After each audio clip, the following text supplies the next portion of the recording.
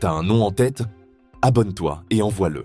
Ici, chaque abonné a le droit de choisir la prochaine personnalité qu'on démonte. Avec élégance. Bienvenue dans 90 secondes chrono. Mesdames et messieurs, voici Bruno Le Maire, le seul ministre de l'économie capable de faire fondre la croissance, sans même allumer un radiateur. Toujours tiré à 4 épingles, discours lyrique et sourcils aussi tendus que le budget, Bruno, c'est un peu le poète de Bercy. Un pied dans Racine, l'autre dans la récession. Un homme capable de t'annoncer une inflation record en latin. La dette monte, mais que voulez-vous? C'est la beauté du verbe. Bruno Le Maire, c'est un peu ce prof de lettres qui s'est perdu en salle des marchés. Il te cite Chateaubriand à l'Assemblée, mais attention, il a le charisme d'un livre de poche sur la politique monétaire. Sec, dense, et personne n'a envie de l'ouvrir.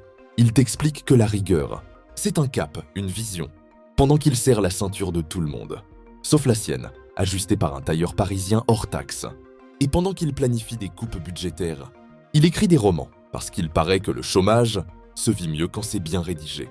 Bruno Le Maire, c'est pas juste un ministre, c'est un fonctionnaire de luxe au service des grands comptes, formaté pour exécuter, jamais contesté. Un majordome de la finance mondialisée qui récite la feuille de route des puissants comme s'il récitait une fable de La Fontaine. Sauf qu'à la fin, la morale, c'est toujours le peuple qui la paie.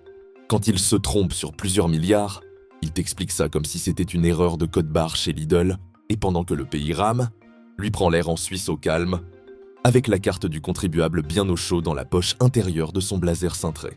Et comme la République aime récompenser les dégâts bien exécutés, paf!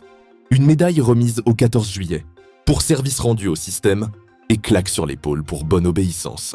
Vendu? Non, préinstallé, comme tous ceux d'avant. Et sûrement comme ceux d'après.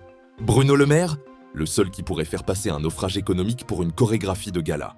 Il confond gestion de crise avec prestidigitation budgétaire, disparition soudaine des milliards, et réapparition dans ses week-ends suisses, décorés en prime, comme si la casse était une performance artistique.